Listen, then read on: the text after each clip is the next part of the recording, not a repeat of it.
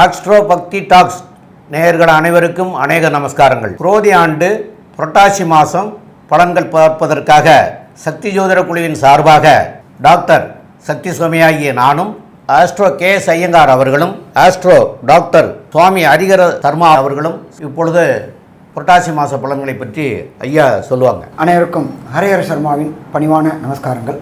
நாம் பொறுத்தளவுக்கு ஒவ்வொரு மாதமும் மாத பலன்கள் பார்க்குறோம், தமிழ் மாத பலன்கள் பார்க்குறோம், அதே போல் ஒவ்வொரு பெயர்ச்சி பலன்களும் பார்க்குறோம். சனி பெயர்ச்சி பலன்கள், ராகு கேது பெயர்ச்சி பலன்கள், குரு பெயர்ச்சி பலன்கள் மற்றும் சனி வக்ர பலன்கள், குரு வக்ர பலன்கள், இதை மாதிரி ஒன்று ஒன்று பார்த்துட்டு வரோம். அது மாதிரி இந்த ட்ரிப்பு நம்ம பார்க்க போகிறது புரட்டாசி மாத பலன்கள். புரட்டாசி அப்படின்னாலே கன்னியா மாதம்னு பேர். கன்னியா மாதம் அப்படின்னாலே பித்திருக்களுடைய மாதம்னு பேர். எப்பொழுதுமே ஒரு குடும்பம் நல்லபடியாக இருக்கணும் அப்படின்னா குலதெய்வ அருள் இருக்கணும். குலதெய்வ அருளுக்கு அடுத்தது பித்திருக்களுடைய அருள் இருக்கணும்.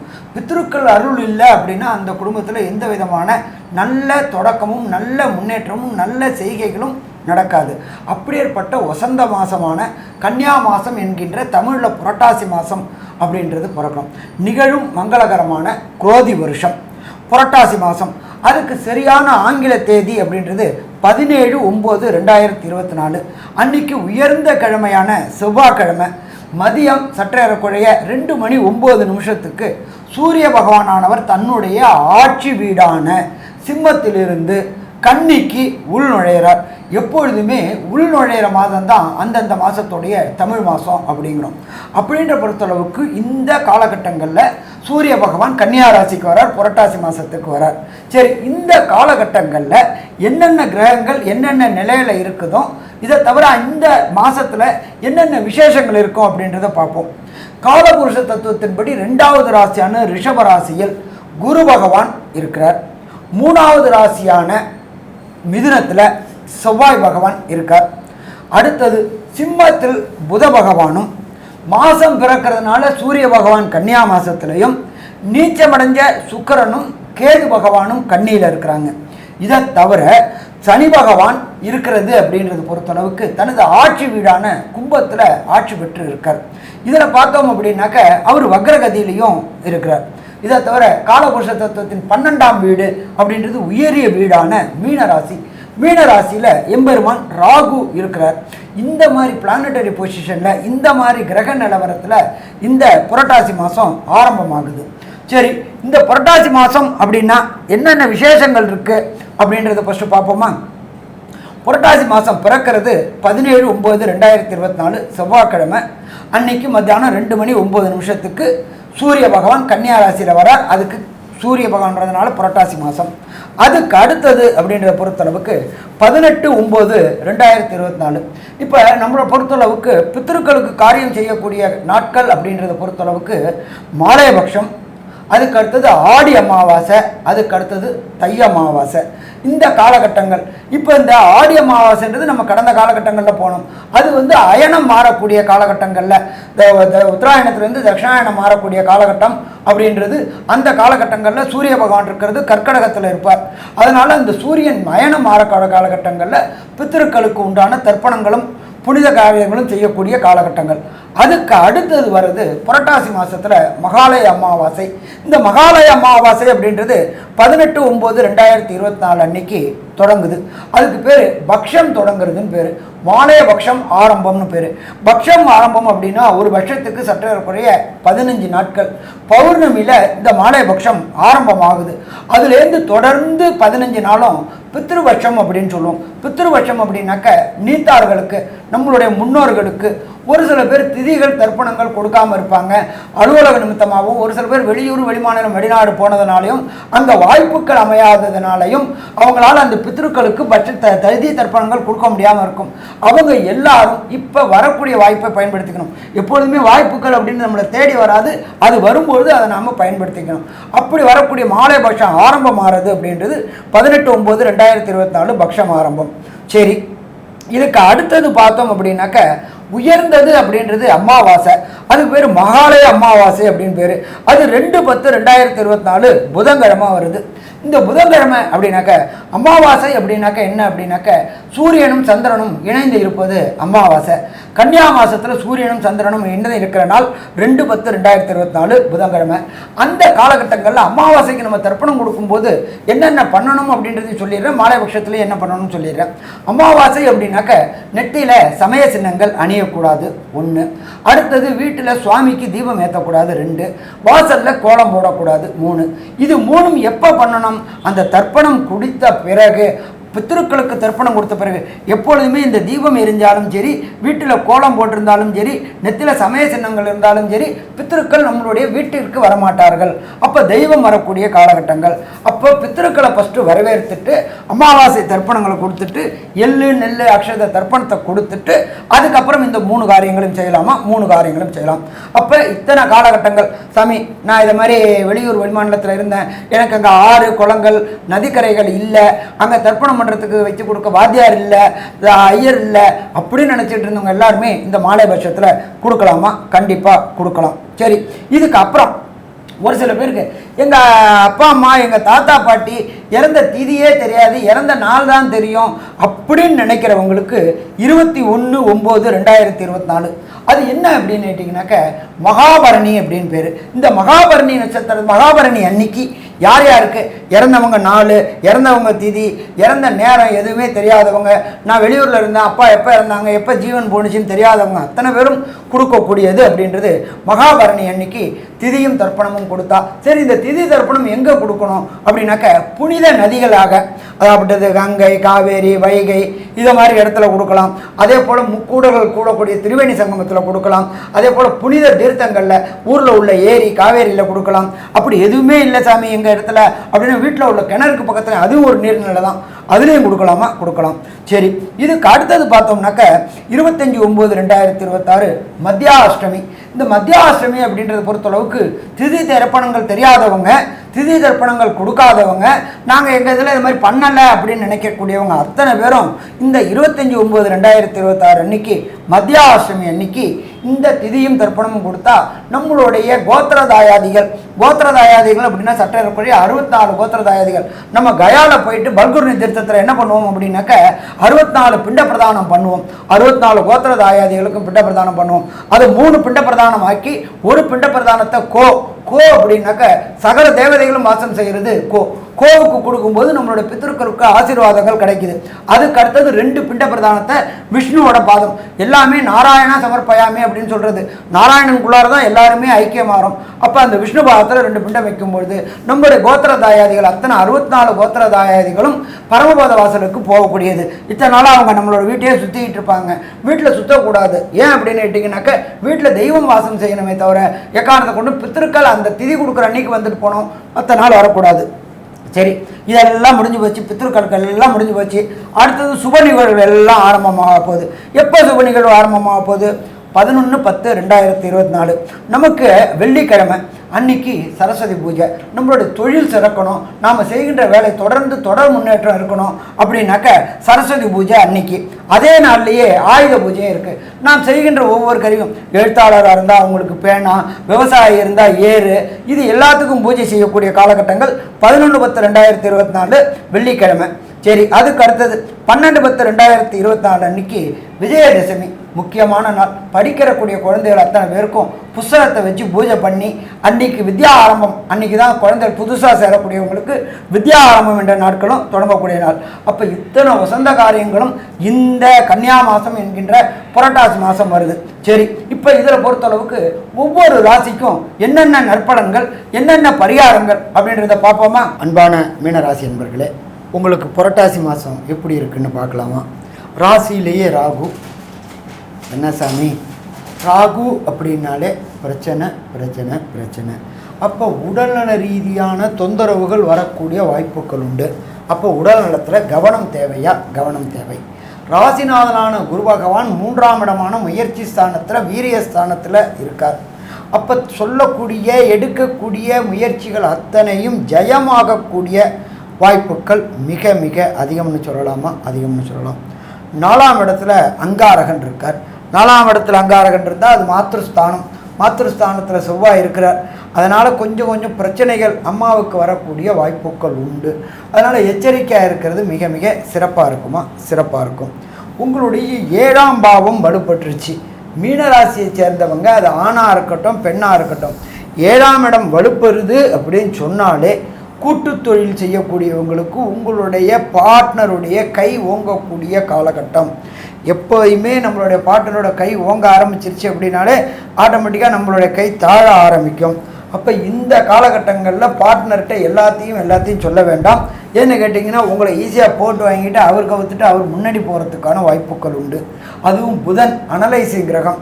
புதன் அப்படின்னாலே அனலைசிங் கிரகம்ன்றதுனால உங்கள் பார்ட்னர் கை ஓங்கும். அதனால் இந்த காலகட்டங்களில் பார்ட்னர் கூட எந்த விதமான பிரச்சனைகளும் வச்சுக்காமல் அமிக்கபுளாக இருந்துட்டிங்கன்னாக்க பிரச்சனைகளை தாண்டலாம்.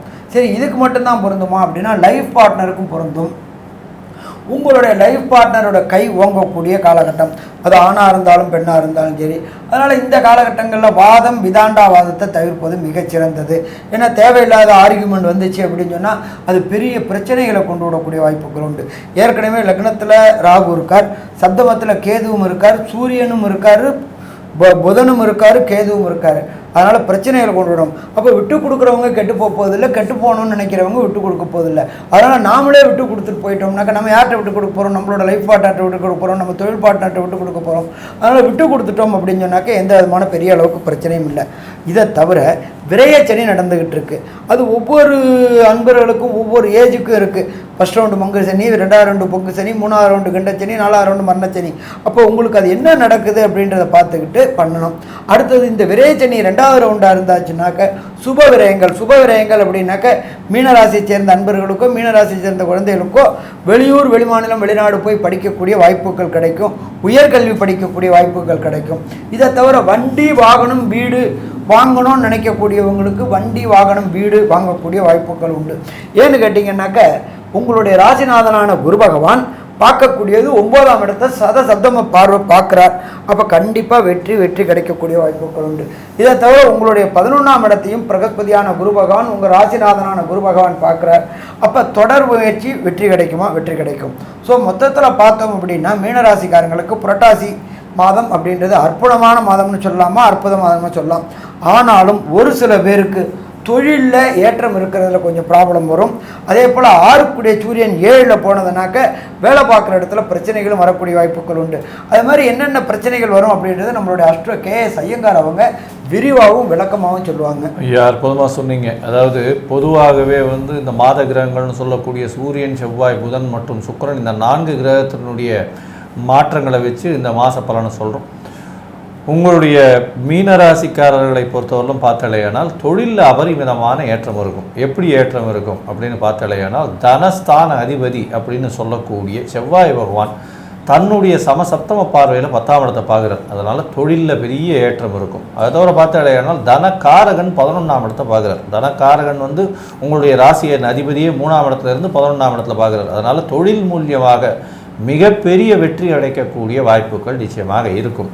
இப்போது இந்த மாதத்தில் பார்த்தாலேயானால் ஒரு வேலையை விட்டு இன்னொரு வேலை போகக்கூடிய வாய்ப்புகள் உண்டு.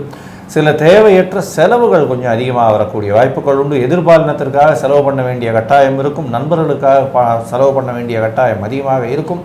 புதிய வீடு வாங்கக்கூடிய பாக்கியம் நிச்சயமாக உண்டு. இதற்காக புதிய லோன் எடுக்கக்கூடிய வாய்ப்புகள் நிச்சயமாக இருக்கும். 6ஆம் அதிபதி 7ஆம் இடத்திலும் 7, 8 அதிபதிகள் ஆட்சி பெற்று இருக்கிறது பெரிய விசேஷம். இதன் மூலியமாக பார்த்தாலேயானால் 8ஆம் அதிபதி ஆட்சி பெற்று போயிருக்கிறதுனால உங்களுடைய உடல்நிலை சற்று பிரச்சனையாக இருந்தாலும் உடல் நலத்தில் ஒரு நல்ல ஒரு ஏற்றம் இருக்கும். ஏன்னா 8ஆம் அதிபதி ஆட்சி பெற்று போயிருக்கார். 12ஆம் இடத்துல சனி பகவான் 7.5 சனி நடந்துட்டு இருக்கு. அவர் வக்கரகதியில் இருக்கார். அதனால் எந்த ஒரு பிரச்சனையும் இருக்கக்கூடிய வாய்ப்புகள் இல்லை. ராசியில் ராகு பகவான் இருக்கிறது பெரிய ஏற்றம். இதனால் நீங்கள் ஒரு பெரிய பிரம்மாண்டமான திங்கிங்லாம் பண்ணி அதன் மூலியமாக வெற்றி பெறக்கூடிய வாய்ப்புகள் நிச்சயமாக உண்டு. இந்த மாதத்தில் பார்த்தலையானா உங்களுடைய ராசிக்கு 7ஆம் இடத்துல 6ஆம் அதிபதியும் சேர்ந்து இருக்கிறதுனால கண்டிப்பாக கவர்மெண்ட் கான்ட்ராக்ட்ஸ் ஏதாவது இருந்ததுன்னா எடுக்கக்கூடிய வாய்ப்புகள் நிச்சயமாக இருக்கும். ஏன்னா குரு பகவானும் 7ஆம் இடத்து உங்களுடைய சப்தமத்தை பார்க்குறார். கணவன் மனைவியிடையே சற்று சிறு பிரச்சனைகள் வரும், சிறு பிரிவுகள் வரும். வேலைக்காக வெளியூர் வெளிமாநிலம் போகக்கூடிய வாய்ப்புகள் நிச்சயமாக இருக்கும். அது தவிர பேச்சில் கொஞ்சம் பிரச்சனைகள் அதிகமாக இருக்கக்கூடிய காலகட்டமாக இருக்கும். பேச்சில் ரொம்ப ஜாகிரதையாக இருங்க. ஏன்னா 2ஆம் அதிபதி வந்து 4ஆம் இடத்துல போய் இருக்கிறதும் அதனால் வந்து பிரச்சனைகள் வரக்கூடிய வாய்ப்புகள் உண்டு. தாயின் உடல்நிலையில் நல்ல ஒரு ஏற்றம் இருக்கும். உங்களுடைய முயற்சி ஸ்தானத்திலேயே வந்து குரு பகவான் உங்களுடைய ராசிநாதன் உட்கார்றதுனால எல்லா முயற்சிகளும் வெற்றி பெறும். அப்படி இருக்கிற போது சில நாட்கள் முயற்சிகளை தள்ளி போடுறது நல்லதுன்னு சொல்கிறோம். அந்த சில நாட்கள் வந்து சந்திராஷ்டம நாட்கள். அந்த சந்திராஷ்டம நாட்கள் என்னென்னைக்கு அப்படின்றதையும், இந்த மாதம் வந்து பித்தர்களுக்குன்னு செய்யக்கூடிய கர்மாக்களை செய்ய வேண்டிய மாதமாக கொடுத்துருக்காங்க. அதனால் இந்த மாதத்தில் எந்த பரிகாரங்கள் பித்தர்களுக்கும் சேர்த்து செய்யக்கூடிய பரிகாரங்களாக இருக்கும் அப்படின்றதும் ஐயா கிட்ட கேட்போம். ரொம்ப அற்புதமாக சொன்னீங்க ஐயா. இதில் வந்து சந்திராஷ்டம தினங்கள் அப்படின்னு சொல்லக்கூடியது வந்து மீன ராசிக்காரர்களுக்கு 4/10/2024 வெள்ளிக்கிழமை அன்னைக்கும், 5/10/2024 சனிக்கிழமை, 6/10/2024 ஞாயிற்றுக்கிழமை சாயந்தரம் 4:29 வரைக்கும் இவங்களுக்கு வந்து சந்திராஷ்டமம். இந்த சந்திராஷ்டமத்தில் வந்து புதிய முயற்சிகள் எதுவும் செய்ய வேண்டாம். வெளியூர் வெளிநாடு பயணங்கள் செய்ய வேண்டாம். இதையெல்லாம் தவிர்க்கிறது நல்லது. இது என்ன காரணம் அப்படின்னு கேட்டிங்கன்னா, இந்த மனநிலையில் இந்த சந்திராஷ்டமம் நடந்துகிட்ருக்கிற போது மனநிலை சரியான மனநிலை இருக்காது. தவறான முடிவுகளை எடுக்க வைக்கும். அப்போ இந்த தவறான முடிவுகளை இப்போ எடுத்துட்டிங்கன்னா, இந்த 3 நாளில் எடுக்கக்கூடியது வந்து இதனுடைய பின் விளைவுகள் வந்து பின்னாடி வரும். அந்த பின்னாடி வரும்போது இதனால் வந்து பெரிய பாதிப்புகளுக்கு வரக்கூடிய வாய்ப்புகள் உண்டு. அதனால் இந்த 3 நாட்களையும் இந்த 2 காரியத்துக்கு மாத்திரம் மாற்றி வச்சுக்கிறது மிக மிக சிறந்தது. மேலும் வந்து இது மாலையபட்சம் அப்படின்னு சொல்லக்கூடிய மாதம் இது. அந்த மாலையபட்சத்தில் ஐயா வந்து முன்னாடியே சொன்னாங்க, மாலையத்து அமாவாசை அன்னைக்கு அல்லது மத்திய அஷ்டமி அன்னைக்கு இல்லைன்னா மகாபரணி, இந்த 3 நாட்களில் ஏதாவது ஒரு நாள் உங்களுடைய முன்னோர்களுக்கு தில தர்ப்பணம் பண்ணணும். அந்த தில தர்ப்பணம் பண்ணக்கூடிய இடம் கூட என்னன்னு கேட்டிங்கன்னா, இது இந்த திருவள்ளூர் பக்கத்தில் திருவள்ளூரே தான். திருவள்ளூரில் வந்து வைத்திய வீரராக பெருமாள் கோயில்னு ஒரு கோயில் இருக்குது. அந்த அந்த அந்த ஊர்லேயே அதான் பிரசித்தி பெற்றது. அதாவது சென்னைக்கு பக்கத்தில் திருவள்ளூர். அங்கே போய் நீங்கள் கொடுத்தீங்கன்னா மிக மிக சிறப்பாக இருக்கும். அது உங்களுடைய முன்னோர்களுக்கு நீங்கள் செய்யக்கூடிய நிகழ்வு வந்து அந்த நிகழ்வில் வந்து முன்னோர்களும் திருப்தி அடைவாங்க, உங்களுக்கும் அதனால் நற்பலன்கள் கிடைக்கும், உங்களுடைய சந்ததியும் அது தொடரும். அப்போது இந்த இதை அவசியம் செய்யணும். அது எதுக்காக இந்த 3 நாளை நாங்கள் சொல்லியிருக்கிறோம் அப்படின்னு சொன்னால், இந்த 3 நாட்களில் உங்களுக்கு வந்து அப்பா இறந்த திதி தெரியாது, நான் என்ன தேதி இறந்தாங்க தெரியாது, எதுவுமே தெரியாது அப்படின்னு இருக்கிறவங்கெல்லாம் கூட இந்த 3 நாட்களில் போய் பண்ணிக்கினா மிக மிக சிறப்பானது. இந்த 3 நாளில் பண்ணாலே வந்து இந்த வருஷம் 12 மாதமும் பண்ணுறதுக்கு சமம் அப்படிங்கிற மாதம் இது. அதாவது மாலை அமாவாசை அப்படிங்கிறது. அப்போ இந்த மாலை அமாவாசை இல்லைன்னா இந்த 3 தினங்கள் சொன்னது மத்திய அஷ்டமி மகாபரணி, இந்த 3 நாட்களில் ஒரு நாளில் போய் பண்ணிக்கிறது நல்லது. அது சால சிறந்ததாக இருக்கும். மேலும் வந்து உங்களுடைய ராசிக்கு 4ஆம் இடத்துல செவ்வாய் இருக்கிறாரு. செவ்வாய் 4ஆம் இடத்துல இருக்கிறதுனால வந்து அதாவது உங்களுடைய ராசியிலேயே சனி பகவானும் இருக்கிறதுனால சனி பிரித்தி சனிக்கிழமை அன்னைக்கு பண்ணிக்கிறதும், சனிக்கு தீபம் ஏற்றி வழிபடுறதும், செவ்வாய்க்கு வந்து செவ்வாய்க்கிழமை அன்னைக்கு முருகனுடைய ஸ்தலங்களுக்கு போய் வழிபடுறதும் இது கோச்சார ரீதியில் உள்ளது. இது சால சிறந்ததாக இருக்கும். உங்களுடைய ஜாதக பிரகாரம் தசாநாதனோ புத்திநாதனோ அந்தரநாதனோ சூட்சமநாதனோ சரியில்லாத பட்சத்தில் எந்த கிரகம் சரியில்லையோ அந்த கிரகத்திற்குண்டான கிழமையில் அந்த கிரகத்திற்குண்டான தெய்வத்தை போய் வழிபட்டு வந்தீங்கன்னா இந்த மாதமும் நல்ல மாதமாக அமையக்கூடிய வாய்ப்புகள் கிடைக்கும். மேலும் உள்ள விவரங்களை நம்முடைய டாக்டர் ஆஸ்ட்ரோ கேஎஸ் ஐயங்கார் அவங்க சொல்லுவாங்க. ஐயா, மீனராசிக்காரர்களை பொறுத்தவரையிலும் இந்த மாதத்தில் எதிராளிகளை நம்ப வேண்டாம், எதிர்பாலினத்தவரை நம்ப வேண்டாம். அதை தவிர வந்து பார்ட்னர்ஷிப் பிஸ்னஸில் கொஞ்சம் பொறுமையாக இருக்கிறது, இன்வெஸ்ட்மெண்ட்டுக்கு ஜாகிரதையாக இருங்க. அதீத கடன் வாங்காமல் இருக்கிறது ரொம்ப நல்லது. வெளிநாடு வெளியூர் போகணும்னு பார்த்துட்டு இருந்தீங்கன்னா கண்டிப்பாக போகக்கூடிய வாய்ப்பு உண்டு. படிக்கக்கூடிய மாணவர்களுக்கு ஏற்றமாக இருக்கும். புதிய வீடு மனை வாங்கக்கூடிய பாக்கியம் உண்டு. கணவன் மனைவியிலேயே நல்ல ஒரு அந்யோன்யம் இருக்கக்கூடிய காலகட்டம். தாயின் உடல்நிலையில் நல்ல ஒரு ஏற்றம் இருக்கும். தந்தையின் உடல்நிலையில் சற்று பிரச்சனைகள் இருக்கக்கூடிய காலகட்டமாக அமையும். அரசாங்க சம்பந்தமான பிரச்சனைகள் சற்று வரக்கூடிய வாய்ப்புகள் உண்டு. அரசாங்கத்திலிருந்து இந்த கவர்மெண்ட் ஆர்டர்ஸ் கிடைக்கக்கூடிய வாய்ப்புகள் உண்டு. மொத்தமாக பார்த்திங்கன்னா இந்த மீனராசிக்காரர்களுக்கு ஒரு சுமாரான மாதம். ஏன்னா 7வது சனியும் இருக்குது, 12ஆம் இடத்துல சனி, தேவையற்ற செலவுகள் கொஞ்சம் அதிகமாக இருக்கும். அப்படின்றதுனால கொஞ்சம் பொறுமையாக பார்த்து செலவு பண்ணுறது நல்லது அப்படின்னு இந்த சக்தி ஜோதிட குழு சொல்லுது. நன்றி, நமஸ்காரம்.